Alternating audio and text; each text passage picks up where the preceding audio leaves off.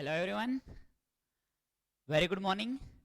So last લેક્ચરની અંદર આપણે જારક અને અજારક શ્વસન વિશે માહિતી મેળવી હતી, તેની પ્રક્રિયા વિશે માહિતી મેળવી હતી. ક્યાં આગળ કેટલી એનર્જી, કેટલી ઉર્જા મુક્ત થાય છે તેના વિશે માહિતી મેળવી હતી. આજના લેક્ચરની અંદર મિત્રો આપણે જે માહિતી મેળવવાની છે એ સૌથી પહેલા શરૂઆત કરીએ કે વનસ્પતિની અંદર વાયુનો વિનિમય કઈ રીતે થાય છે. અત્યાર સુધી આપણે સજીવોની અંદર તો જોયું કે કઈ રીતે એટીપી ને એ બધું મુક્ત થતું હોય છે. હવે મનુષ્યના શ્વસન તંત્રમાં પણ આવીશું, પરંતુ એ પહેલા એ સમજીએ કે વનસ્પતિ છે એની પાસે તો નાક જેવા અંગો પણ નથી જે આપણી પાસે છે. તો એ વનસ્પતિ વાયુની આપલે કઈ રીતે કરતો હશે? તો સૌથી પહેલા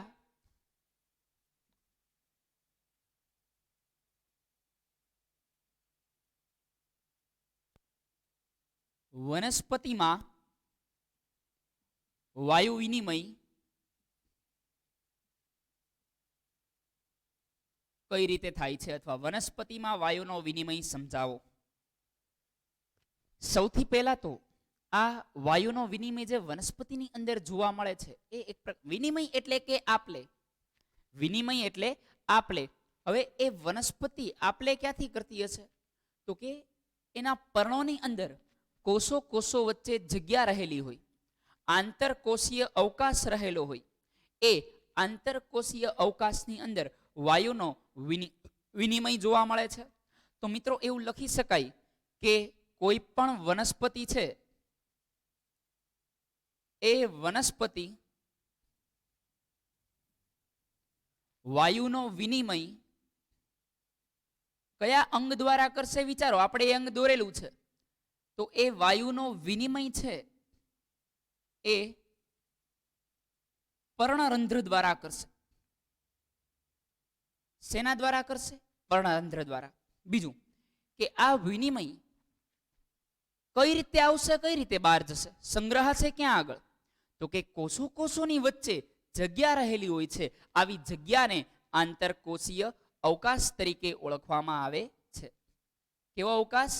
આંતરકોષીય અવકાશ. તો એવું કહી શકાય આ વાયુનો વિનિમય છે, વાયુનો વિનિમય ક્યાં આગળ જોવા? વિનિમય પર્ણરંધ્ર કરશે, પણ જે અંદર સંગ્રહાશે અને બહાર નીકળશે થોડી જગ્યા તો જોશે ને. તો એ જગ્યા ક્યાં આગળ થશે? તો કે આ જે વિનિમય છે એ જગ્યા આંતરકોષીય અવકાશની અંદર જોવા મળશે. આંતરકોષીય અવકાશ, કોષો કોષો વચ્ચે રહેલી જગ્યા. હવે આ વાયુનો વિનિમય થાય છે એટલે બે જ વાયુનો વિનિમય કરે. એ પણ એક પ્રકારનું સજીવ જ છે, બરાબર. તો એ ઓક્સિજન અને કાર્બન ડાયોક્સાઇડની જ આપલે કરશે. તો કહી શકીએ કે ઓક્સિજન અને કાર્બન ડાયોક્સાઇડ જેવા વાયુઓ આઈધર કોષમાં દાખલ થાય છે, કાં તો કોષમાં અંદરની બાજુએ જશે,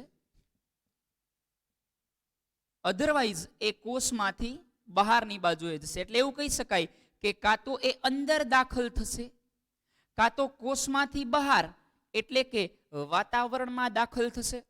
કોણ? ઓક્સિજન અને કાર્બન ડાયોક્સાઇડ. સર ક્યાંથી ક્યાં શું જશે? આ કઈ રીતે ઓક્સિજન અંદર આવશે, બહાર જશે, કાર્બન ડાયોક્સાઇડ અંદર આવશે, બહાર જશે? પાંચમું ચેપ્ટર 9મા ધોરણનું યાદ કરો, વાયુઓની આપલે ભણ્યા હતા. યાદ આવે છે? કોષની અંદર વાયુની આપલે, આશ્રુતિ, પ્રસરણ ભણેલા, એક્ઝામ્પલ્સ આપેલું મેં તમને.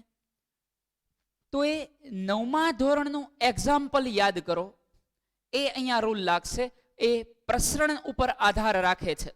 શેના પર આધાર રાખશે? પ્રસરણ ઉપર.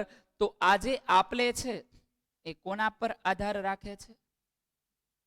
પ્રસરણ.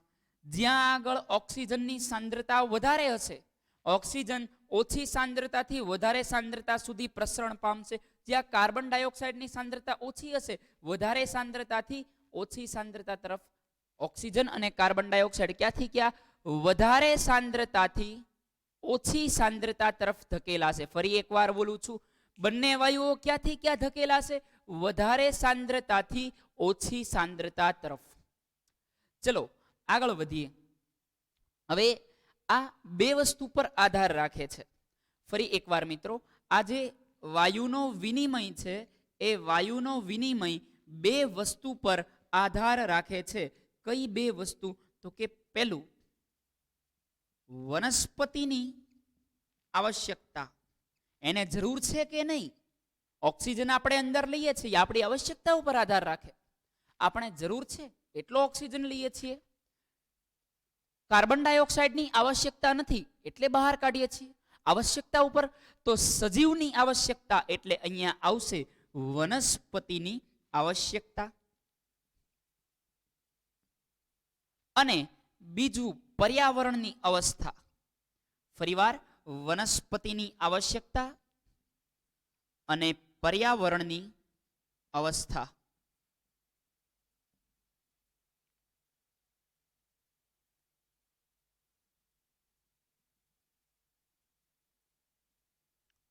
મિત્રો, વનસ્પતિની આવશ્યકતા સવારે જોઈએ તો સવારે અને રાત્રે એ પર્યાવરણની અવસ્થા અલગ અલગ જોવા મળતી હોય છે.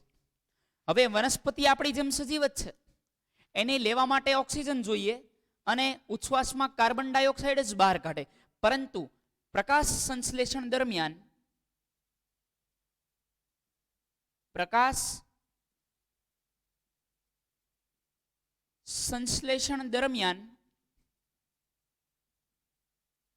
ઓક્સિજન છે એ ઉત્પન્ન થાય છે. વનસ્પતિ સજીવ છે, એ પણ કાર્બન ડાયોક્સાઇડ ઉત્પન્ન કરશે, પણ એ પ્રકાશ સંશ્લેષણ કરે ત્યારે ભણી ગયા કે કાર્બન ડાયોક્સાઇડનો ઉપયોગ કરવો પડે છે, એટલે વધારાનો કાર્બન ડાયોક્સાઇડ વાતાવરણમાંથી ખેંચશે, પરંતુ એના શરીરમાં જે કાર્બન ડાયોક્સાઇડ બન્યો છે એને વાપરી લેશે, એનું ગ્લુકોઝમાં રૂપાંતરણ કરી નાખશે.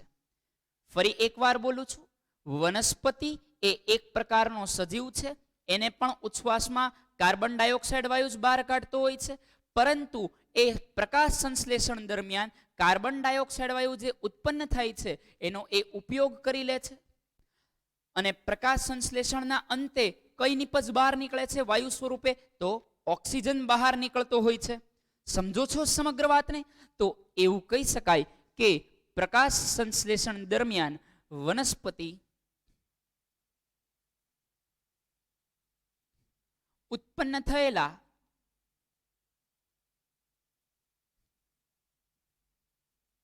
કાર્બન ડાયોક્સાઇડનો ઉપયોગ કરી લે છે. અને આ જે એ ઉપયોગ કરી લે છે એના લીધે જે બહાર કાઢશે, અને આથી તે માત્ર બહાર કાઢશે એ વાયુ કયો હશે? ઓક્સિજન. આથી તે માત્ર ઓક્સિજન વાયુ છે એ બહાર કાઢશે. ક્યારે? તો કે જ્યારે પ્રકાશ સંશ્લેષણ થાય છે ત્યારે. આ બંને જે મુદ્દા છે એ કયા મુદ્દા છે? પ્રકાશ સંશ્લેષણ દરમિયાનના મુદ્દા છે. દેખાય છે? કોઈ ટેન્શન નથી, સમજો છો? નેક્સ્ટ નંબર માટે આગળ વધીએ. રાત્રિના સમયમાં તો લોચો થયો ને. રાત્રિના સમયમાં શું? તો મિત્રો, રાત્રિના સમયમાં કાર્બન ડાયોક્સાઇડ વપરાતો નથી.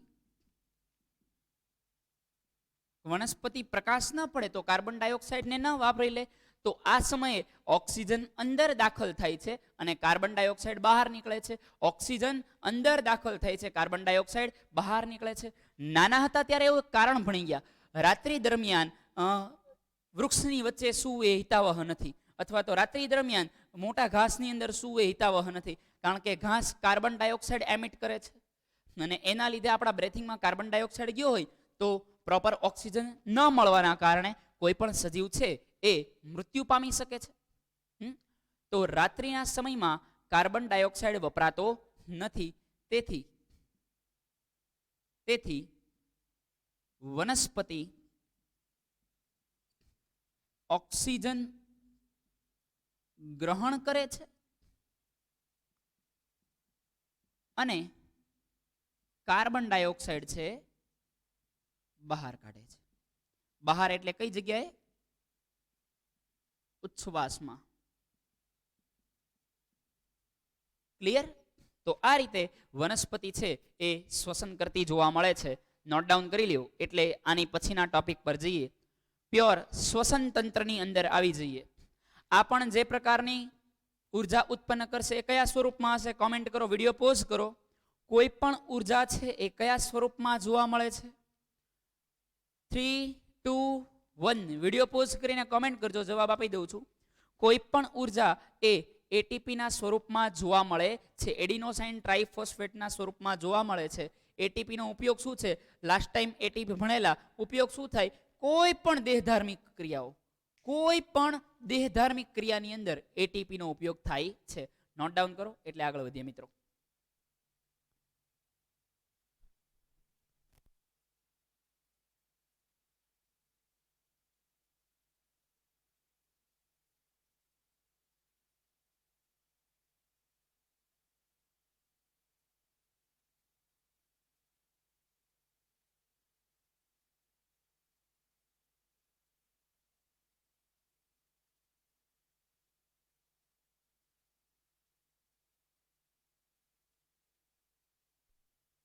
ક્લિયર છે મિત્રો? ચલો ઇરેઝ કરું છું.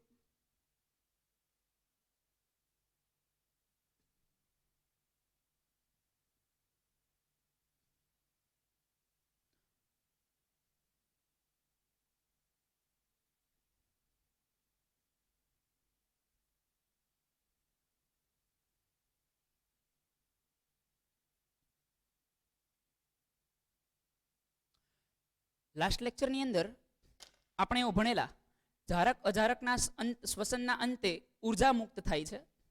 તો અત્યારે એ કોમેન્ટ કરો કે જારક શ્વસનના અંતે કેટલા એટીપી મુક્ત થાય છે અને અજારક શ્વસનના અંતે કેટલા એટીપી મુક્ત થાય છે.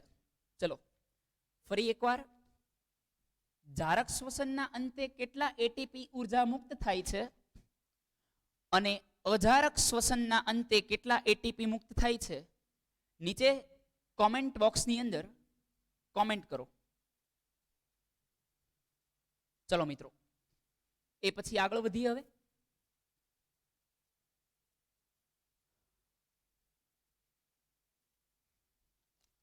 તો હવે પછી જે આપણે ભણવા જઈ રહ્યા છીએ શ્વસન તંત્ર પર જઈએ એ પહેલા એક એક્ટિવિટી છે 6.6. એ શીખવે છે આપણને, સમજાવે છે આપણને કે તમે કોઈ પણ જળચર પ્રાણી એક્વેટિક ક્રીચર્સ છે એને શ્વસન કરતા જોયેલો છે. લાઈક માછલી લીલી. તો માછલી જ્યારે શ્વસન કરે છે ત્યારે એ કઈ રીતે શ્વસન કરતી હોય છે? તો કે ભાઈ કોઈ પણ જળચર પ્રાણી છે એ પાણીનો ઓક્સિજન લેવાના, પાણીમાં દ્રાવ્ય ઓક્સિજન લેવાના, અને આપણે એટલે કે આપણે બધા ભૂચર અથવા તો સ્થળચર પ્રાણીઓ છીએ. આપણે વાતાવરણનો ડાયરેક્ટ ઓક્સિજન લઈએ છીએ. વાતાવરણમાં ઓક્સિજનનું પ્રમાણ વધારે છે જે તમને ખબર છે 21%. પાણીમાં ઓક્સિજનનું પ્રમાણ ખબર છે કેટલું હોય? ફરીવાર જો ખબર હોય તો વિડીયો પોઝ કરીને કોમેન્ટ કરો કે પાણીમાં કેટલા ટકા ઓક્સિજન દ્રાવ્ય હોય છે. ફરી એકવાર, પાણીમાં કેટલા ટકા ઓક્સિજન દ્રાવ્ય હોય છે એ કોમેન્ટ કરો ક્વિક. ક્લિયર? ઓકે. શક્ય હોય ત્યાં સુધી વિચારો, અધરવાઇઝ યોર ચોઇસ. મેક્સિમમ વિચારશો તો વધારે જામશે. ઇન્ટરેક્શન લાઈવ થાય એવું છે નહીં હાલમાં. સો વેલ મિત્રો, પાણીની અંદર 4% ઓક્સિજન દ્રાવ્ય છે. પાણીની અંદર કેટલા ટકા દ્રાવ્ય છે? 4%. અને વાતાવરણની અંદર 21% છે. એટલે કે જળચર પ્રાણીઓ છે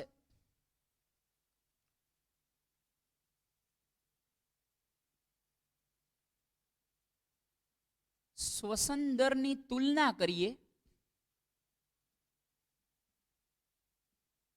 તો મિત્રો જે જળચર પ્રાણીઓ છે જેમ કે માછલી જેવા, એ શું કરે છે?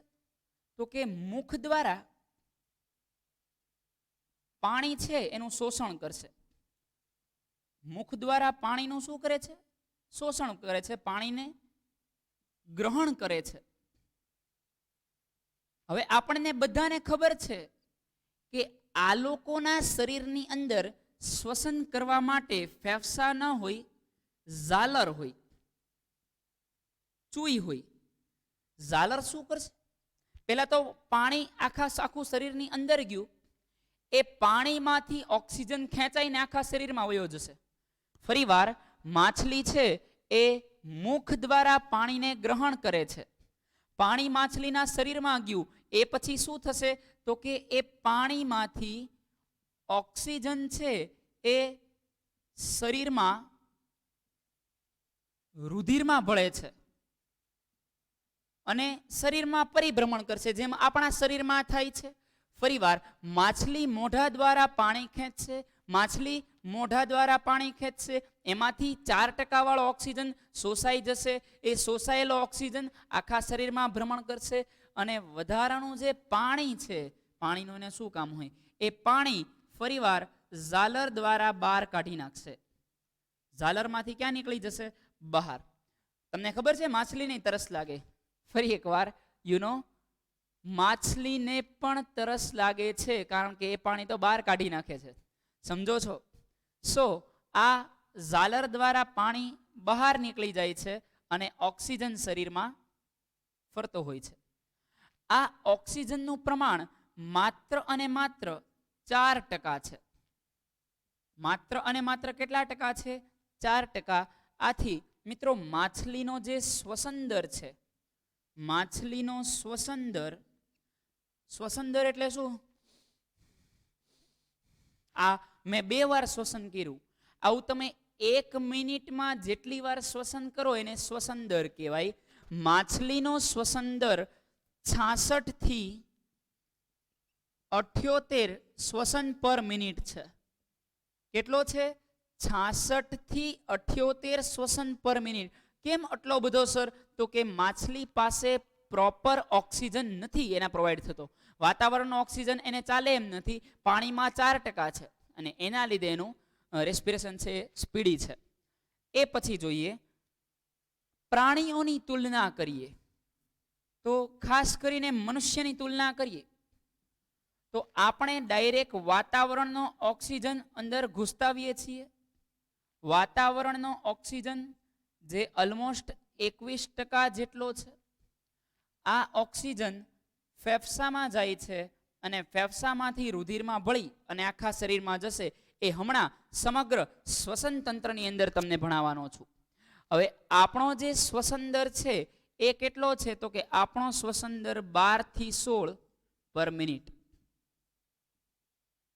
પછી તમે કપાલભાતિ કરતા હો તો વાત અલગ છે, બરાબર? અનુલોમ વિલોમ ને કપાલભાતિ કરતા હો તો વાત અલગ છે. શરદી થઈ હોય તો કપાલભાતિ ના કરતા, અધરવાઇઝ આગળ વાળો બિચારો ભરાઈ જશે. ક્લિયર? તો આપણો શ્વસન દર ઝડપી છે, જળચર પ્રાણીઓનો ઓછો છે. શા માટે? તો રીઝન પૂછે ને તો લખવાનું. કારણ કે પાણીની અંદર ઓક્સિજનનો પુરવઠો ઓછો છે. ઓક્સિજનનો પુરવઠો ઓછો હોવાના કારણે વધારે ઓક્સિજનની જરૂર પડે. ઓક્સિજનનો સપ્લાય વધારે જોઈએ ને, અને એ ઓક્સિજનનો પુરવઠો વધારે જોવાના કારણે એનો શ્વસન દર છે એ આપણને ઝડપી જોવા મળે છે. ક્લિયર છે? ચલો ત્યાંથી આગળ જઈએ આપણે. તો એ પછી સમજીએ શ્વસનની આવશ્યકતાઓ શું છે. ફરીવાર શ્વસનની આવશ્યકતાઓ 2 માર્ક્સની અંદર આવા સવાલ આવી શકે.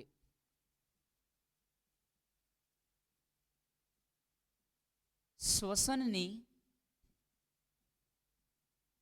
આવશ્યકતાઓ જણાવો. તો મિત્રો શ્વસનની આવશ્યકતાની અંદર સૌથી પહેલા તો પહેલી વાત, દરેક સ્થળચર પ્રાણી જુદા જુદા અંગો દ્વારા શ્વસન કરે છે. જુદા જુદા પ્રાણીઓ છે. જેમ કે 9મા ધોરણમાં ભણી ગયા જળો, અળસિયું, યાદ આવે છે? જળાનો વિડીયો યાદ આવે છે? એ ચામડી દ્વારા શ્વસન કરે, ત્વચા દ્વારા શ્વસન કરે.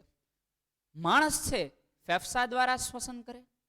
પછી એવા સજીવો, ઉભયજીવી સજીવો હોય દરિયામાં અને જમીન ઉપર બંને જગ્યાએ જીવતા હોય તો એના શરીરમાં ફેફસાઈ જોવા મળતા હોય, ઝાલરાઈ જોવા મળતી હોય. પણ માત્ર સ્થળચરની વાત કરીએ તો અમુક પ્રાણીઓ એમાં પણ એવા છે, જેમ કે દેડકો શીત સમાધિ અને ગ્રીષ્મ સમાધિ, જેમાં જમીનની અંદર વયો જાય ત્યારે એ ત્વચા દ્વારા શ્વસન કરે છે. તો દેડકા પાસે ફેફસા પણ હોય છે. પુખ્ત થાય પછી ફેફસા જ હોય, પછી ઝાલર ના હોય. 9th આવી ગયેલું છે. દેડકા પાસે ફેફસા પણ હોય છે. દેડકા પાસે બીજું શું હોય? ત્વચા પણ હોય છે. એ સમાધિમાં જ્યારે જમીનની અંદર વયો જાય ત્યારે એ ચામડી દ્વારા, ત્વચા દ્વારા શ્વસન કરશે. ક્લિયર? તો સૌથી પહેલા સ્થળચર પ્રાણી માટે શ્વસનની આવશ્યકતાઓ. તો આવશ્યકતા પહેલા આપણે એ લખશું કે અલગ અલગ સજીવો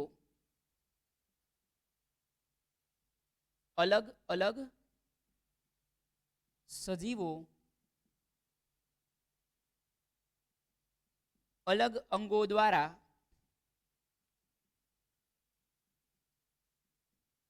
શ્વસન કરે છે. હવે સમજીએ આવશ્યકતા.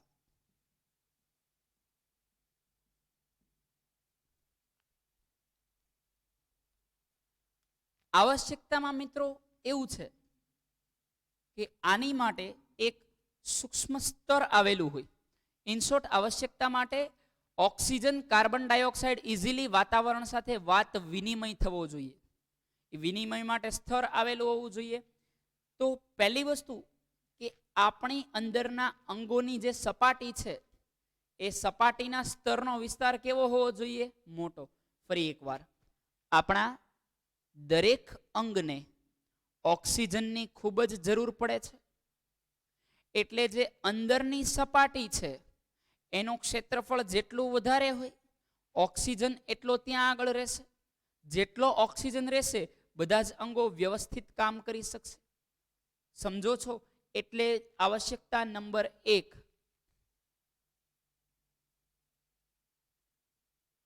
શરીરના અંગોની સપાટીનો વિસ્તાર. શરીરના અંગોની સપાટીનો વિસ્તાર વધારે હોવો જોઈએ, કારણ કે એ જેટલો વધારે હશે એટલો એ ઓક્સિજન યુક્ત વાતાવરણમાં રહેશે. અને જેટલો ઓક્સિજન યુક્ત વાતાવરણમાં રહેશે એટલો હેલ્ધી રહેશે, બેનિફિટ રહેશે. નંબર 2 પર જઈએ તો નંબર 2 માં મિત્રો આપણે એવું જોઈ શકીએ, એવું કહી શકીએ કે આ સ્તર છે એકદમ નાજુક અને પાતળું હોવું જોઈએ. સ્તર જાડું હોય તો ઓક્સિજન ઘૂસી જ ના શકે. વિચારો, જસ્ટ ઇમેજિન, કોષરસ પટલનું આવરણ બહુ જાડું છે તો ઓક્સિજન અંદરથી બહાર આપલે કરી શકશે નહીં. તો આ જે કોષોનું સ્તર છે, એ સપાટીનું સ્તર છે, એ પાતળું અને નાજુક હોવું જોઈએ. પસંદગીમાન પ્રવેશશીલ પટલ. તો આ સ્તર કેવું હોવું જોઈએ? પાતળું તેમજ નાજુક હોવું જરૂરી છે. સમજો છો? તો ઇઝીલી રેસ્પિરેશન થશે, શ્વસન થશે. એની પછી જઈએ તો આની માટે એક ચોક્કસ વહન માર્ગ હોવો જોઈએ. ઓક્સિજન ફેફસામાં ગયો પછી રુધિર સુધીનો કોઈ કે આખા શરીર સુધીનો કોઈ માર્ગ જ ના હોય તો શું થાય? તો કે ઓક્સિજન ફેફસામાં તો જાય છે, પછી આખા શરીરમાં નહીં જાય. એટલે આના માટે એક ચોક્કસ વહન માર્ગ હોવો જરૂરી છે.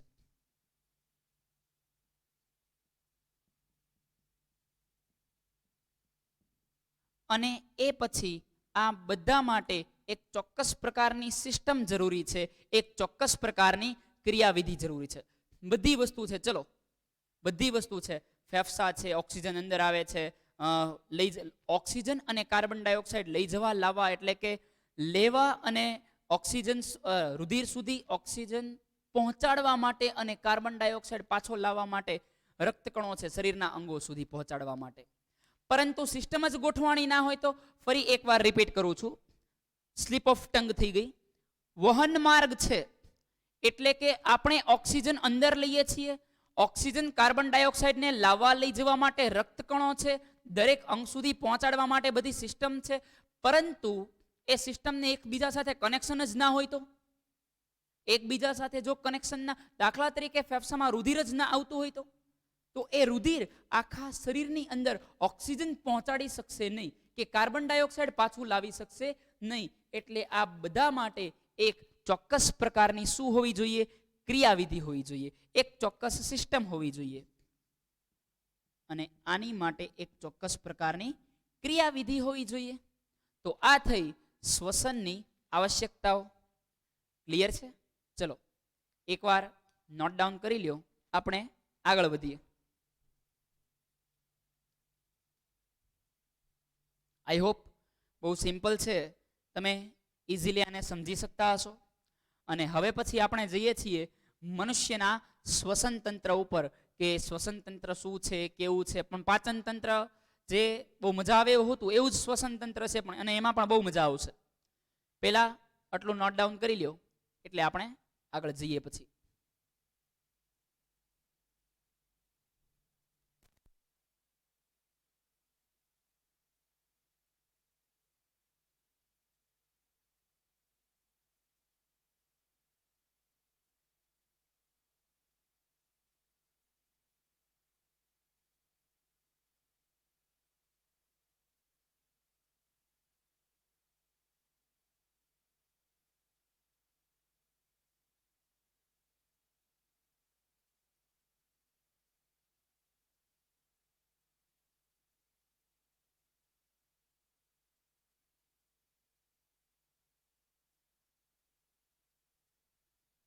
ક્લિયર છે મિત્રો?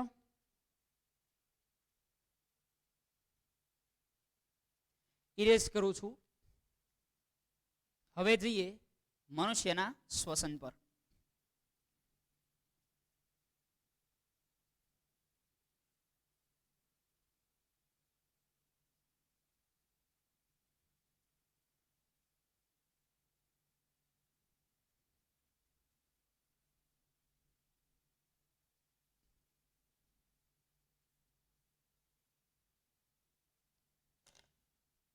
તો ઇરેઝ કરો ત્યાં સુધી કોમેન્ટ બોક્સમાં કોમેન્ટ કરો કે જળચર પ્રાણીઓનો શ્વસન દર કેટલો છે, એટલે કે માછલીનો પર મિનિટ શ્વસન દર અને મનુષ્યનો પર મિનિટ શ્વસન દર કેટલો છે.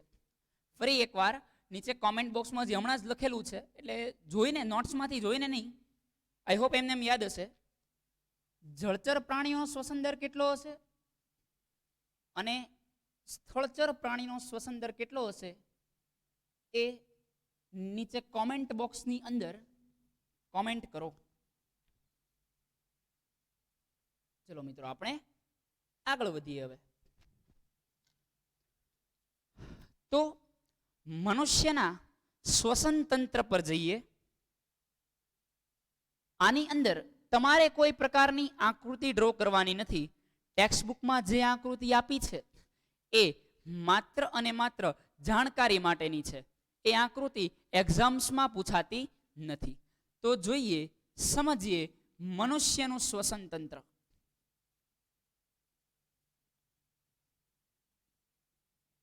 મનુષ્યનું શ્વસન તંત્ર. આપણું શ્વસન તંત્ર બે છિદ્રથી ચાલુ થાય, એને બાહ્ય નસિકા છિદ્ર કહેવાય. જે બે ભૂંગળા દેખાય છે એ બે ભૂંગળાથી શરૂ થાય છે, એને શું કહેવાય છે? બાહ્ય નસિકા છિદ્ર. ત્યાંથી જે હવા આપણે અંદર લઈએ છીએ, ઓક્સિજન લઈએ છીએ, એટલે એકચ્યુઅલી બધા વાયુ ભેગા આવતા જ હોય. ઓક્સિજન છે, આર્ગોન છે, નાઇટ્રોજન છે, બધું ભેગું આવતું હોય. પણ શરીર એ કોઈનો ઉપયોગ ના કરે ને એ જરૂર ખાલી ઓક્સિજનનો જ ઉપયોગ કરતો, એને જરૂર ખાલી ઓક્સિજનની જ છે. એટલે એ ઓક્સિજનને કેરી કરીને ફેરવશે, નાઇટ્રોજનને ફરીવાર બહાર કાઢશે. બીજું, નાઇટ્રોજન છે, નાઇટ્રોજન સાથે આવે છે એ બહુ સારી વસ્તુ છે. જસ્ટ ઇમેજિન 100% ઓક્સિજન હોત તો, અથવા 50 કે 60% ઓક્સિજન હોત તો શું થાત? તો ઓક્સિજન એ દહન પોષક વાયુ છે. જો બહુ વધારે પ્રમાણમાં ઓક્સિજન આપણા બોડીમાં જાય તો એ બોડીના જે હાડકાં છે, બોન્સ છે, ને ધીરે ધીરે ક્ષીણ કરવા માંડે. એનું ધીરે ધીરે એલિમિનેશન કરવા માંડે, ઉપરના લેયર કાઢવા માંડે. મિત્રો, જે વિદ્યાર્થીઓ એસ્ટ્રોનોટ્સ છે, અવકાશ યાત્રાએ જતા હોય, જે વ્યક્તિઓ એસ્ટ્રોનોટ્સ છે, જે વિદ્યાર્થીઓ નહીં, તમે બનશો આઈ હોપ નાસા ઈસરોમાંથી ખૂબ જ સારું એવું નામ કરશો. જે વ્યક્તિઓ એસ્ટ્રોનોટ્સ છે એ એસ્ટ્રોનોટ્સ ઉપર જાય ત્યારે ઓક્સિજન સાથે લઈ જાય, મહિનાઓ સુધી ઓક્સિજનમાં રહેતા હોય, એટલે એના બોડીનું ઓબ્ઝર્વેશન કરવામાં આવે તો એના જે હાડકાં છે એ આપણી કરતાં ક્ષીણ થઈ ગયેલા જોવા મળે છે. ક્ષીણ એટલે કે થોડા પાતળા થઈ ગયેલા જોવા મળે છે. એટલે શુદ્ધ ઓક્સિજન એ આપણી માટે હાનિકારક છે. સમજો છો વાતને? ચલો તો મનુષ્યના શ્વસન તંત્ર પર જઈએ. ભાઈ और बहनों, पेश है मनुष्य का श्वसन तंत्र. चलो આગળ વધીએ. તો કયા કયા અંગોનો સમાવેશ થશે? સૌથી પહેલા શરૂઆત નાકથી કરીએ. બાહ્ય નસિકા છિદ્ર, જેને બીજી ભાષામાં કહીએ તો નસકોરા કહેવાય. શું કહેવાય? આપણે કહીએ ને નસકોરા બોલાવે છે, નાકમાંથી નીકળતો અવાજ નસકોરા. બીજું નસિકા કોટર. નસિકા કોટર પછી આવશે આ નસિકા છિદ્ર. અંદર જે ભાગ જોવા મળે આની અંદરની બાજુએ, બરાબર, જ્યાંથી તમે બનાવો છો ને ગોળિયું, એ આ નસિકા કોટર, ત્યાંથી અંદર જાઓ એટલે પછી જે આવશે એ સ્વરપેટી આવશે. શું આવશે? સ્વરપેટી. સ્વરપેટી પહેલા એટલે કે અહીંથી તરત અંદર જાઓ એટલે કંઠનળી આવે. કેવી નળી આવશે? કંઠનળી. કંઠનળી પછી આવશે સ્વરપેટી. સ્વરપેટી પછી આવશે શ્વાસ વાહિની અથવા તો શ્વાસ નળી. કેવી નળી? શ્વાસ નળી. એને શ્વાસ વાહિની પણ કહી શકો, કોઈ ટેન્શન નથી. એટલે કે આ અંદરથી જે આ રીતે આમ જતું હોય ને નાકમાંથી, આ જે દેખાય છે એ શ્વાસ નળી છે. હવે એ બે ફેફસાની અંદર વિભાજિત થશે. બંને ફેફસામાં વિભાજિત થાય એને શ્વાસ વાહિકા અથવા શ્વાસ નલિકા કહેવાય. આપણે તેને શ્વાસ વાહિકાઓ કહીશું. શું કહીશું? શ્વાસ વાહિકા. શ્વાસ નળી પછી જે આવશે એને લખશું શ્વાસ વાહિકા. અને છેલ્લે જે શ્વાસ વાહિકાઓ છે એ વાયુકોષ્ઠોમાં ખુલે છે. ક્યાં ખુલે છે? વાયુકોષ્ઠો. તો આનું છેલ્લું અંગ છે એ વાયુકોષ્ઠો, બટ એ અંગની અંદર સમાવેશ કરવાનું નથી. તો આટલા અંગો શ્વસન તંત્રની અંદર આપણને જોવા મળે છે. ચલો સમજીએ દરેક કઈ રીતે ફંક્શન કરે છે, દરેક શું કાર્ય કરે છે, અને એકવાર ઓક્સિજન જાય એ પછી એનું શું થાય છે.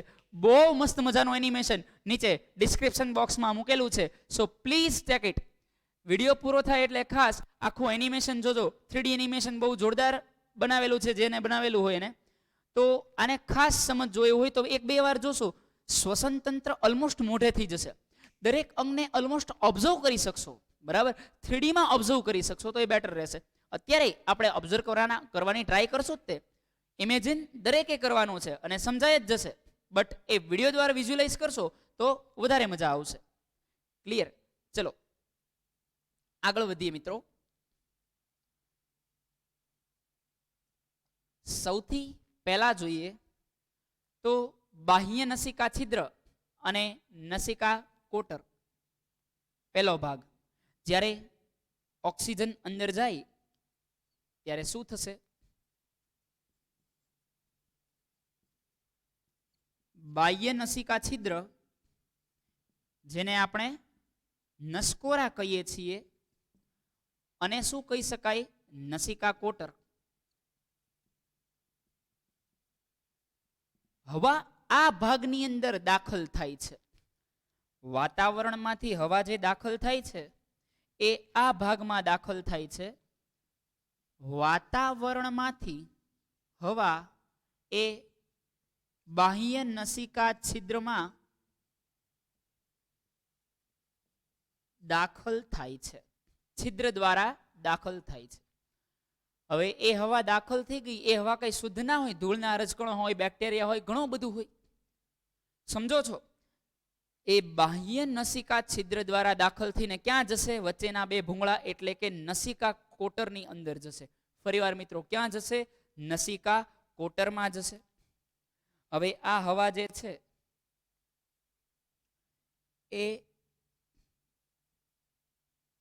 નસિકા કોટરમાં જાય છે, કોટરમાં દાખલ થાય છે. હવે અહીંયા આગળ એ દાખલ થશે એટલે નસિકા કોટરની અંદર સૂક્ષ્મ રોમ અને શ્લેષ્મ દ્વારા એ ગળાશે. સૂક્ષ્મ રોમ એને ફિલ્ટર કરવાનું કાર્ય કરશે, ગાળવાનું કાર્ય કરશે. રજકણો હોય ગળાશે એટલે શેનાથી? રજકણો જીવાણુઓથી મુક્ત કરશે. એટલે કે હવા જતી હતી, રજકણનો વ્યાસ મોટો હોય ને, ઓક્સિજન કરતા રજકણનો વ્યાસ મોટો હોય. યાદ કરો નિલંબિત દ્રાવણ, એ રજકણનો વ્યાસ જતો હોય તો એકાદા નાકના વાળ, સૂક્ષ્મ રોમ એટલે નાકની અંદર જે વાળ હોય ને એ રજકણ વાળ સાથે અથડાય અને ત્યાં રહી જાય. હવે નાકની જે દિવાલ છે એ દિવાલ પર શ્લેષ્મ નામનું આવરણ હોય એટલે પેલું રજકણ છે એ સીધું દિવાલ સાથે ચોંટી જાય અને શ્લેષ્મ સાથે ધીરે ધીરે રજકણો ભેગા થાય એટલે શું બને? ગોળી. શું બને મિત્રો? ગોળી. બરાબર. તો સૂક્ષ્મ રોમ અને શ્લેષ્મ એ ગાળવાનું કાર્ય કરે છે, રક્ષણ આપવાનું કાર્ય કરે છે. કોનાથી? રજકણો તેમજ જીવાણુથી. તે શું આપે છે? આપણને રક્ષણ આપે છે. ક્લિયર? ગાળે છે, ફિલ્ટર કરે છે. તો આ કાર્ય ફિલ્ટરાઇઝેશનનું છે. ચલો હવે અહીંયા આગળથી આખી સમગ્ર હવા છે. સર તો પછી બેક્ટેરિયા અંદર કેમ જાય? એટલે એ કાંઈ 100% ફિલ્ટરાઇઝેશન ના કરે. એની પાસે કેપેસિટી છે એટલું ફિલ્ટરાઇઝેશન કરશે. 100% ફિલ્ટરાઇઝેશન કરવું એ શક્ય બનતું નથી હોતું. ચલો હવે આ જે રજકણો છે, આ જે હવા છે, રજકણો ગળાઈ ગયા, બાકીની હવા છે એ આગળ વધશે. એની આગળનો વિસ્તાર એને ગળાના વિસ્તાર તરીકે ઓળખશું. તો હવે બીજો વિસ્તાર કયો આવે છે? ગળાનો વિસ્તાર, જેની અંદર કોનો કોનો સમાવેશ થશે? તો કે 3 ભાગ. નસિકા કોટરથી આગળ જશો એટલે કે કંઠનળી, કંઠનળીથી આગળ સ્વરપેટી અને સ્વરપેટીથી આગળ શ્વાસ નલિકા. શું લખશું આપણે? શ્વાસ નળી લખશું તોય ચાલશે. શ્વાસ નળી અથવા શ્વાસ નલિકા. આ આખો સળંગ માર્ગ છે. આ સમગ્ર માર્ગ મિત્રો કેવો છે? સળંગ માર્ગ છે. એટલે સીધે સીધી હવા હવે ક્યાં જશે? અંદર. સમજો છો? અહીંયા આગળ આ જે ગળાનો વિસ્તાર છે, પ્રોબ્લેમ સમજો. ભૂંગળીથી નારિયેળનું પાણી પીધું, સમજાવું ને પ્રોપર ઇમેજિન કરજો. હું એવા એક્ઝામ્પલ આપું છું જેથી તમે આ જે બોલું છું ને સમજી શકશો. અહીંયા આગળ હમણાં નારિયેળ વાળું એક્ઝામ્પલ લઈએ. આ જે શ્વાસ વાહિની છે, શ્વાસ નળી છે, એ ફેફસાના ભાગમાં ખુલે છે. ત્યાં આગળ સી આકારની કાસ્થિમય રચના હોય છે. કેવી કાસ્થિમય રચના? સી આકારની કાસ્થિમય રચના. સર શું કાર્ય કરે? તો કે જ્યારે કઈ હાડકાની રચના, પહેલા તો નળી હાડકાની નથી બનેલી. આપણી શ્વાસ નળી એ હાડકાની બનેલી નથી, સ્નાયુની બનેલી છે. તો જ્યારે કાર્બન ડાયોક્સાઇડ વયો જાય ત્યારે પેપી થઈ જાય. ભૂંગળી દ્વારા નારિયેળ પાણી પીધું હશે, ભૂંગળીની નીચે હાથ રાખજો, પછી ઉપર લેજો, જે સમગ્ર ભૂંગળી છે ને એ દબાઈ જશે. કેમ? હવા નથી. હવા નથી એટલે દબાશે. સેમ વે જ્યારે આમાં હવા નહીં હોય તો દબાઈ જવી જોઈએ, અને જો દબાઈ જાય તો ફરીવાર શ્વાસ ના લઈ શકીએ, શ્વાસ ના લઈ શકીએ, સજીવ મૃત્યુ પામે. પરંતુ એવું કાંઈ થતું નથી. એની ઉપર આખી જે શ્વાસ નળી અને શ્વાસ વાહિકાઓ છે એની ઉપર સી આકારની કાસ્થિમય રચના છે. વળી શકે તેવું હાડકું કાસ્થિમય રચના છે. અને આ કાસ્થિમય રચનાના કારણે એ નળી છે એ સંકોચાઈ જતી નથી. તો આપણે એવું મિત્રો લખી શકીએ કે આ શ્વાસ નળીના વિસ્તારમાં સી આકારની કઈ સી આકારની કાસ્થિમય રચના જોવા મળે છે, જે તેને સંકોચાઈ જવા દેતી નથી. કાસ્થિમય રચના શ્વાસ વાહિનીને સંકોચાઈ જવા દેતી નથી. સમજો છો વાતને? બરાબર, ઇરેઝ કરી લો આને. ચલો એ પછી આગળના ભાગમાં જઈએ. હવે આ જે શ્વાસ નળી છે એ આગળના ભાગમાં શ્વાસ નલિકાની અંદર, શ્વાસ વાહિકાની અંદર રૂપાંતરણ પામે છે. શ્વાસ નલિકા જ કહીએ આને. શ્વાસ નલિકાની અંદર રૂપાંતરણ પામે છે. આગળ જઈ એટલે કે શ્વાસ નળી પૂરી થાય ત્યાં બે ભાગ, કારણ કે અહીંયા તો બે ફેફસા છે ને, તો બે ભાગમાં એક ભૂંગળી કેમ પહોંચે? તો એક પાઇપલાઇન માંથી ભગવાને કેટલી પાઇપલાઇન બનાવેલી છે? બે. તો મિત્રો ત્રીજામાં એવું લખી શકીએ કે વાયુ કોષ્ઠો વાળો ભાગ જ્યાં શ્વસનની પ્રક્રિયાઓ થાય છે, વાયુ કોષ્ઠો. તો અહીંયા આગળથી એવું લખી શકાય કે અહીંયા આગળ આ જે વાહિની છે એ વાહિની આગળ જઈને કયા વિસ્તારમાં રૂપાંતરણ પામે છે? શ્વાસ વાહિકાઓ. શ્વાસ વાહિની આગળ જઈને શ્વાસ વાહિકામાં રૂપાંતરણ પામશે. શ્વાસ નળી છે એ શ્વાસ વાહિનીમાં રૂપાંતરણ પામશે. શ્વાસ નળી શ્વાસ વાહિનીમાં. ફરીવાર શ્વાસ નળી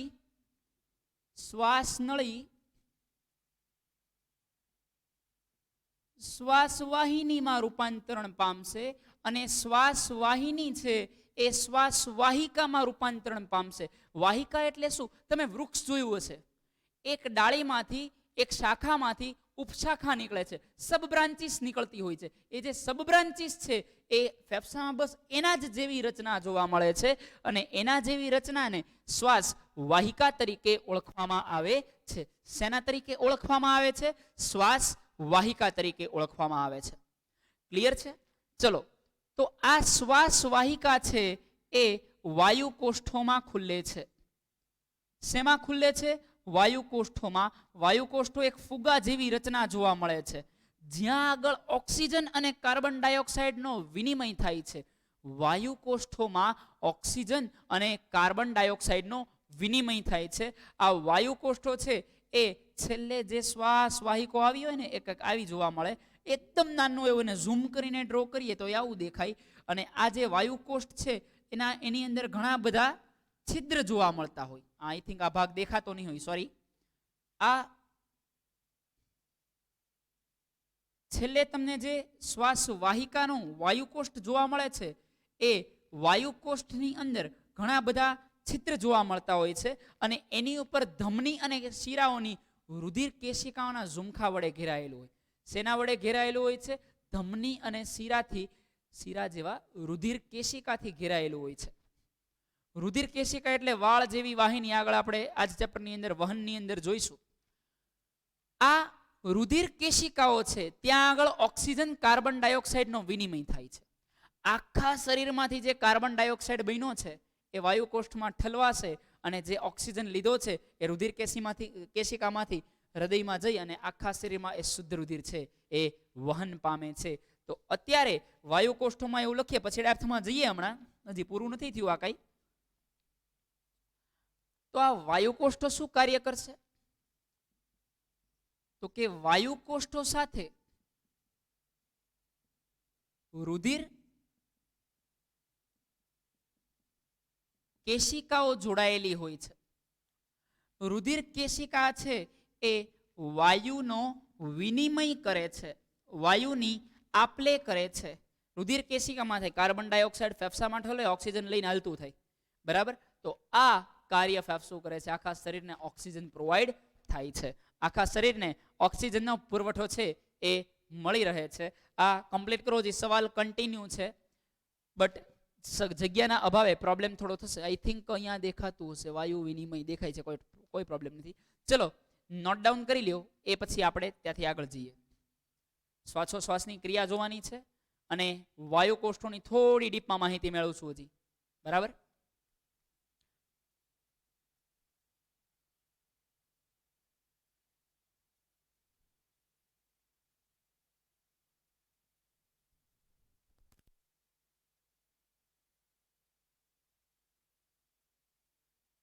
આઈ હોપ નડતો નહીં હોઉં મિત્રો.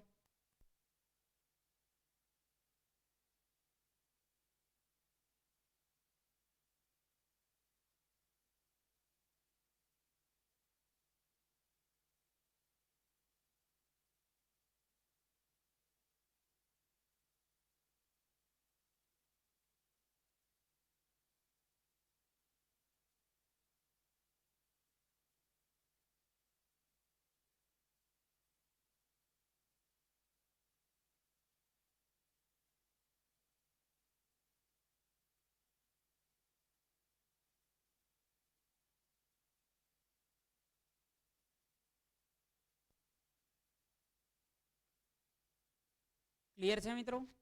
ચલો એકવાર ફાસ્ટ ફોરવર્ડ કરી લઈએ. મનુષ્યનું શ્વસન તંત્ર, બાહ્ય નસિકા છિદ્ર, નસિકા કોટર, કંઠનળી, સ્વરપેટી, શ્વાસનળી અને શ્વાસનલિકા. ચલો એ પછી જોઈએ તો બાહ્ય અરે ફેફસું અહીંયા જે આવશે, ફેફસા દ્વારા શ્વસન કરીએ છીએ. હવે બાહ્ય નસિકા છિદ્ર અને બાહ્ય નસિકા કોટર શું કરશે? હવાને અંદર લેશે. હવાને છિદ્ર દ્વારા અંદર લઈ એ કોટરમાં જશે. કોટરમાં સૂક્ષ્મ રોમ અને શ્લેષ્મા દ્વારા ફિલ્ટર થશે. ધૂળના રજકણો, બેક્ટેરિયા, જીવાણુ છે એ બધાને ફિલ્ટર કરી અને બાકીની હવા છે એ ગળાના ભાગે જશે. ગળાના ભાગે કેટલા અંગ આવેલા છે? 3 અંગ. કયા કયા 3 અંગ? તો કે એ ત્રણેય એક જ લાઈનની અંદર જોવા મળે છે. કયા? કંઠનળી, સ્વરપેટી, શ્વાસનળી. કંઠનળી, સ્વરપેટી, શ્વાસનળી. હવે અહીંયા આગળ શું થાય છે? તો કે આખામાં સી આકારની રચના છે. કાર્ય શું કરે? કાર્ય કાંઈ નહીં, આ એ માત્ર અને માત્ર ઓક્સિજનને અંદર જવા દેવાનો છે, બાકી કઈ કાર્ય નથી આનું. બટ એ ઓક્સિજન અંદર ને કાર્બન ડાયોક્સાઇડ બહાર જવા દે એ સમયે જો વાયુ ન હોય તો સંકોચાઈ જાય. સ્નાયુ ભૂંગળી જેવી સોબર છે તો એના એ સંકોચાઈ ન જાય એટલે સી આકારની કાસ્થિમય રચના જોવા મળે છે, જેના લીધે સંકોચન થતું નથી. એ પછી આગળ જઈએ તો ગળાના ભાગ પછી આવશે ફેફસા. ફેફસાની ઓય ભાઈ ફેફસા, ફેફસાની અંદર આ શ્વાસ નળી છે, શ્વાસ વાહિનીમાં રૂપાંતરણ પામશે. શ્વાસ વાહિની ક્યાં ખુલશે? ફેફસાની અંદર શ્વાસ વાહિની છેલ્લે ક્યાં ઓપન થશે? શ્વાસ વાહિકાઓમાં, નાની નાની સૂક્ષ્મ બ્રાન્ચીસની અંદર, ઉપશાખાઓની અંદર. એ શાખાઓ છેલ્લે ક્યાં આવશે? તો કે વાયુકોષ્ઠોમાં. વાયુકોષ્ઠો શું કાર્ય કરશે? તો કે વાયુકોષ્ઠોની અંદર બહુ બધી રુધિર કેશિકા જોવા મળે છે. એ રુધિર કેશિકા વાયુનો વિનિમય કરે છે અને આખા બોડીને ઇઝીલી ઓક્સિજન છે એ અવેલેબલ થઈ રહે છે. ક્લિયર? ચલો ક્લિયર છે મિત્રો? ઇરેઝ કરું છું. ફેફસા કરજો વાયુકોષ્ઠોની. હવે આજ ક્વેશ્ચનની અંદર શ્વાસોશ્વાસની પ્રક્રિયા સમજીએ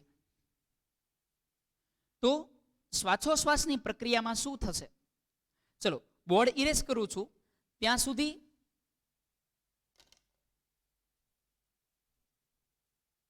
જે ભાગમાં શા માટે આપણી શ્વાસનળી છે સંકોચાઈ નથી જતી, ત્યાં કઈ રચના આવેલી હોય છે, એ સવાલનો આન્સર નીચે કોમેન્ટ બોક્સની અંદર કોમેન્ટ કરો. ફરી એકવાર, શ્વાસ વાહિની છે, શ્વાસ નળી છે, એ ઓક્સિજનના કે હવાના અભાવે સંકોચાઈ જતી નથી. ત્યાં આગળ કેવી રચના ગોઠવેલી છે જેના લીધે એ નથી સંકોચાતી, એ બોર્ડ ઇરેઝ કરું ત્યાં સુધી કોમેન્ટ બોક્સની અંદર કોમેન્ટ કરો. ચલો મિત્રો ક્વિક.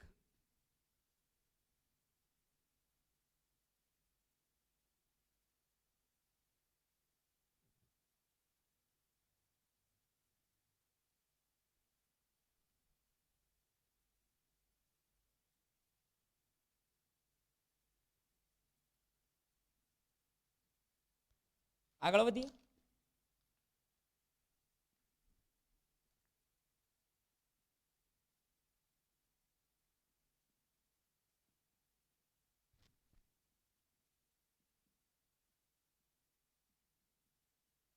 શ્વાસોશ્વાસની ક્રિયા સી. અહીંયા આગળ ફેફસાથી બરાબર નીચેના વિસ્તારમાં એક ઉરોદર પટલ જોવા મળે. શું જોવા મળે? ઉરોદર પટલ. ઉરોદર પટલની ઉપરના ભાગના વિસ્તારને ઉરસ કહેવાય અને ઉરોદર પટલની નીચેના ભાગને એટલે જ્યાં પાચન તંત્ર આવે તેને ઉદર કહેવાય. ફરીવાર, ઉરોદર પટલની ઉપરના ભાગને ઉરસ, નીચેના ભાગને ઉદર તરીકે ઓળખવામાં આવે છે. જો શ્વાસોશ્વાસની ક્રિયા જોઈએ તો આ ક્રિયાની અંદર શું થાય છે? સૌથી પહેલા ઉરોદર પટલ છે, જ્યારે શ્વાસ લેવામાં આવે છે એટલે કે ઓક્સિજન ગ્રહણ કરવામાં આવે, શ્વાસ લેવામાં આવે એટલે કે કઈ ઘટના થઈ? હવા દાખલ કરવામાં આવે છે. આ સમયે ઉરોદર પટલ છે એ ચપટું બને છે. કેવું બને છે? ચપટું. એકચ્યુઅલી આ રીતે ઉરોદર પટલ હોય, આ રીતે એ ચપટું બનશે.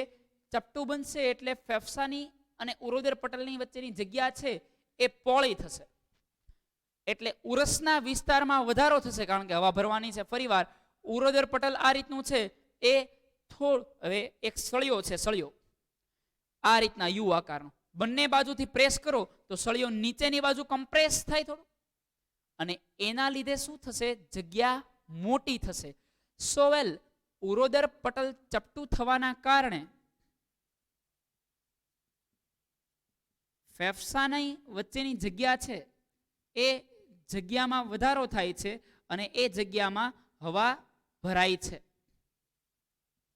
એ જગ્યામાં હવા શું થશે? ભરાવા લાગશે. હવે શું થશે? તો કે જ્યારે આ હવા ભરાવાના કારણે ઉરસીય વિસ્તારમાં વધારો થયો. આ ભૂલતા નહીં લખવાનું. ઉરસીય વિસ્તારમાં વધારો જોવા મળે છે.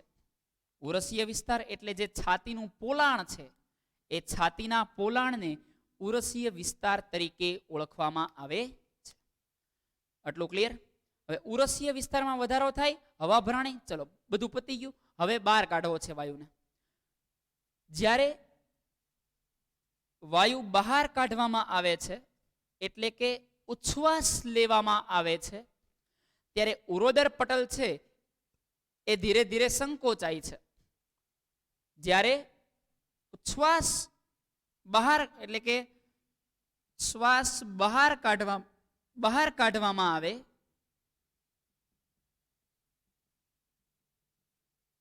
તો આવા સમયે શું જોવા મળે છે? ઉરોદર પટલ એ સંકોચન પામે છે. સંકોચનના કારણે શું થશે? તો કે અંદર જે હવા ભરાયેલી છે, પેલા વિસ્તાર મોટો થયો તો એ વિસ્તાર સંકોચન પામશે. વિસ્તાર સંકોચન પામે તો વધારાની હવાનું કઈ કામ નથી. એ દરેક પ્રકારની વધારાની હવા એટલે કે કાર્બન ડાયોક્સાઇડ એ શરીરની બહાર નીકળશે, અને સંકોચન પામવાના કારણે કાર્બન ડાયોક્સાઇડ ક્યાં જાય છે?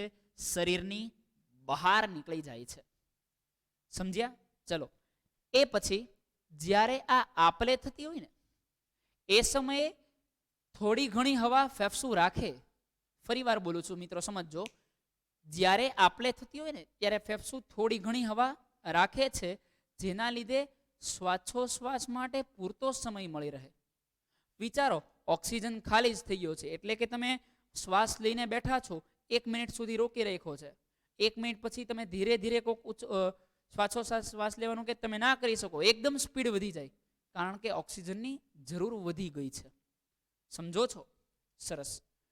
ઉરોદર પટલ સંકોચન પામે છે. ઉરોદર પટલ સંકોચન પામે એટલે લખી શકો ઉરસીય વિસ્તાર ઘટે છે. ઉરસીય વિસ્તારમાં શું થાય છે? ઘટાડો. ઉરસીય વિસ્તાર એમાં શું જોવા મળે છે? ઘટાડો. અને એ ઘટાડાના કારણે કાર્બન ડાયોક્સાઇડ શરીરની બહાર ધકેલાય છે. એ પછી આગળ જઈએ મિત્રો. આ સમયે ફેફસા થોડી ઘણી હવાનો એ રીતે સંગ્રહ કરે છે અથવા તો હવાનો એ રીતે ઉપયોગ કરે છે, હવાનો એ રીતે ઉપયોગ કરે છે જેથી કરીને આ શ્વાસોશ્વાસની પ્રક્રિયા છે એને પૂરતો સમય મળી રહે. ઓક્સિજન ખાલી થઈ ગયો હોય તો એ ધીરે ધીરે ના થાય, બહુ સ્પીડમાં કરવું પડે, જેના લીધે ફેફસું છે થોડી ઘણી હવાને સંગ્રહ કરીને તેનો ઉપયોગ કરે છે. ચલો એની પછી જોઈએ વાયુકોષ્ઠો.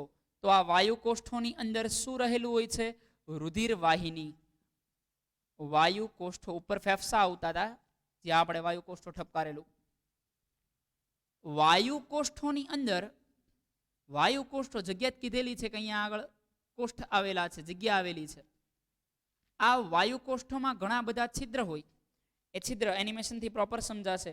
ધમની શિરાઓ આવતી હોય, ઘણી બધી રુધિરવાહિની આખા ઝુમખાની જેમ અહીંયા આગળ પ્રસરી ગયેલી જોવા મળે, આખા ઝુમખાની જેમ. બરાબર. અહીંયા આગળ જે ઓક્સિજન છે એ ઓક્સિજન આની અંદર દાખલ થશે અને કાર્બન ડાયોક્સાઇડ છે એ આમાંથી શરીરમાંથી બહાર નીકળી જશે. આ ફૂલે, આમાં જ્યારે હવા ભરાય ત્યારે વાયુકોષ્ઠો શું થાય છે? ફૂલે છે. Just for your kind information. Okay. તો મિત્રો, વાયુકોષ્ઠોમાં હવા ભરાય ત્યારે વાયુકોષ્ઠો છે એ ફૂલે છે. ફૂલે એટલે એની અંદર શું ભરાય છે? તો કે ઓક્સિજન ભરાય છે. ત્યાં આગળ શું હોય? તો કે રુધિર કેશિકાઓ. રુધિર કેશિકાઓ દ્વારા શું થાય છે? વાયુનો વિનિમય થાય છે. વાયુનો વિનિમય થાય છે. હવે સમજો, હવે વાત વધારાની બહુ મજા આવે એવી આવે છે. આ જે વાયુકોષ્ઠો છે એને આપણા શરીરમાંથી કટ કરીને ખોલવામાં આવે ને, તો એ 80 મીટર સ્ક્વેર, ઓહલો 80 મીટર સ્ક્વેર, 1 મીટર સ્ક્વેર એટલે સમજા, આપણા ફેફસાના વાયુકોષ્ઠોને ખોલવામાં આવે તો એ 80 મીટર સ્ક્વેર જેટલો એરિયા રોકે છે. 1 મીટર સ્ક્વેર એટલે સમજાવું, આ 1 મીટરની લાઈન થઈ, એનું તમે એક સ્ક્વેર બનાવો, આને 1 મીટર સ્ક્વેર કહેવાય. 1 મીટરની લાઈન લઈ, 1 મીટરનું માપ લઈને એક ચોરસ બનાવો, એને 1 મીટર સ્ક્વેર કહેવાય. આવું 80 મીટર સ્ક્વેરનો એરિયા રોકે છે. સમજો છો? તો આપણું ફેફસું એને જો ખોલવામાં આવે તો એ 80 મીટર સ્ક્વેર જેટલું ક્ષેત્રફળ ધરાવે છે. અને આ ક્ષેત્રફળ આટલું ધરાવે છે એના લીધે ઇઝીલી વાયુનો વિનિમય થાય છે, ઇઝીલી વાયુની આપ-લે થાય છે. એ પછી ઘણા બધા વાયુઓ અંદર આવે છે, તો ઓક્સિજન જ કેમ જાય છે? તો કે આપણા શરીરની અંદર બીજું એક શ્વસન, અહીંયા આગળ શ્વસન તંત્ર પૂરું. હવે તમને શ્વસન રંજક સમજાવું છું. અહીંયા ક્લિયર ને? આ વાયુનો વિનિમય કરે છે. રુધિર કેશિકા શું કાર્ય કરશે? ઓક્સિજન લઈ લેશે, શરીરમાં જવા દેશે, કાર્બન ડાયોક્સાઇડ પાછો ઠલવશે. એ આનું કાર્ય. વાત હતી શ્વસન રંજકની. આપણી અંદર હિમોગ્લોબિન નામનું શ્વસન રંજક છે. હિમોગ્લોબિન શું કાર્ય કરશે? ઓક્સિજનને કેરી કરીને આખા શરીરમાં ફેંકશે. બાકી એકચ્યુઅલી જો આપણા શરીરમાં હિમોગ્લોબિન ના હોય તો શ્વાસ છે ને એને અંગૂઠા સુધી પહોંચતા 3 વર્ષ લાગે. ફરી એકવાર, એક શ્વાસને યાર અંગૂઠા સુધી પહોંચતા 3 વર્ષ લાગે. એની પાસે એટલી કેપેસિટી નથી. જોજો, જેના શરીરમાં હિમોગ્લોબિન ઓછું હોય ને, ચક્કર આવવા લાગશે. એ પ્રોપર વર્ક નહીં કરે. ભાઈ, શરીરમાં ઓક્સિજન જતો નથી. ઓક્સિજન નથી જતો, ઉર્જા ક્યાંથી મુક્ત થાય? ઉર્જા મુક્ત થતી નથી, ઓક્સિજન જતો નથી, ચક્કર આવે છે. હિમોગ્લોબિન આખા બોડીમાં છેલ્લે સુધી ઓક્સિજન ફેંકે છે, આખા શરીરમાં ઓક્સિજનને લઈ જાય છે, અને આથી તેને શ્વસન રંજક તરીકે ઓળખવામાં આવે છે. ક્લિયર? તો આજના લેક્ચર માટે એટલું રાખીએ. મળીએ નેક્સ્ટ લેક્ચરમાં. હોમવર્કમાં ચાલેલો સવાલ 2 વાર, ચાલેલું બધા સવાલ 2 વાર લખવાના છે. મળીએ નેક્સ્ટ લેક્ચરમાં. ત્યાં સુધી સારું એવું વર્ક કરો, સારું એવું રીડ કરો. Good luck to all. Good bye dear friends.